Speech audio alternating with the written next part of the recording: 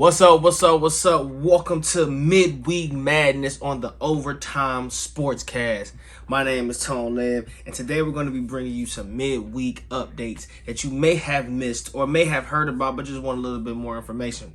So let's jump into some of the midweek updates that pertains to our Cleveland sports in 3, 2, 1. All right, so let's jump into these midweek updates. All the Browns fans are very, very hurt that J.O.K has been placed on the IR with the foot injury.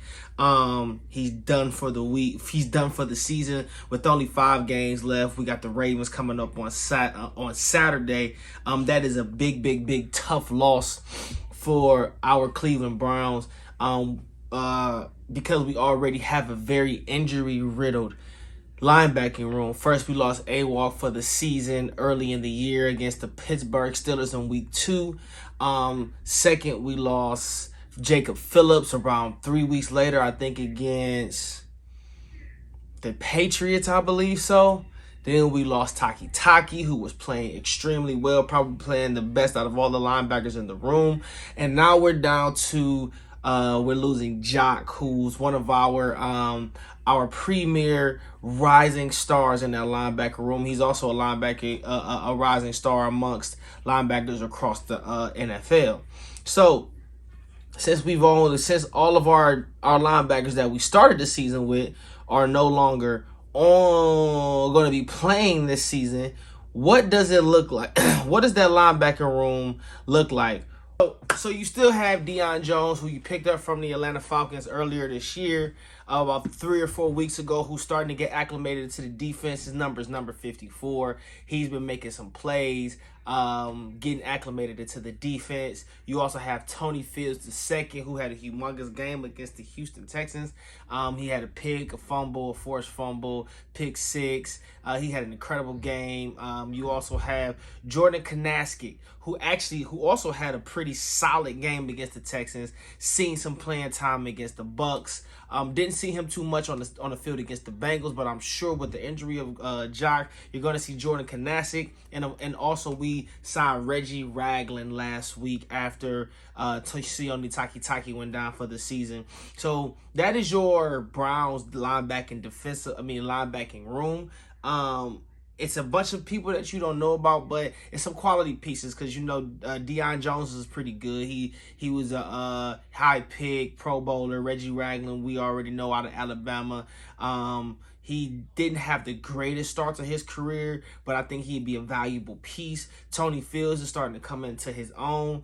And with our linebacking room being so short, with our linebacking room not having a lot of wiggle room, I expect us to do more 6 DB sets with 2 linebackers in the middle, so more so a 4-2-6 to compensate for our lack of linebackers or experienced or quality linebackers on our defense. So expect some changes going into this Ravens game because at the linebacker room or in the defense period because of the loss of J.O.K going on the IR. Finally, last but not least, we have the Cavs. Now, the Cavs fell last night to the San Antonio Spurs out of San Antonio, bringing their record to 17-11, having them just 1 game over the Brooklyn Nets for 3rd place in the Eastern Conference. A lot of people are raising red flags or pressing the panic button, but let's remember, guys, we're still the 3rd seed in the East. This team is still young. It's the 2nd quarter of the season. So as we go into December, January, and into the All-Star break, you're really about to see this team pick it up. We're about to see how the chemistry is going to be built. I expect for this team to catch another maybe 6 to 8 game winning streak. So Cleveland fans, do not be weary of the Cavs losing to the Spurs on the road, or the Cavs losing maybe 1 or 2 games straight, because they still are 17-11. which means they still have they're still number 3 in the East. Like I said, a half a game above the Brooklyn Nets. They're still in a good place. We still have a great young team with a great young nucleus for the next 3 to 5 years. So I'm excited about that Cleveland team, that Cavs team. I'm excited about the direction that the Guardians are going in. And even though the Browns season didn't go as we hoped it would, I'm excited about what's going on in Berea with the Cleveland Browns. Now, that's been your midweek update right here on the Overtime Sportscast. I am Tone Lev, and we'll see you Thursday for our live pregame analysis of the Browns versus the Ravens. See y'all later.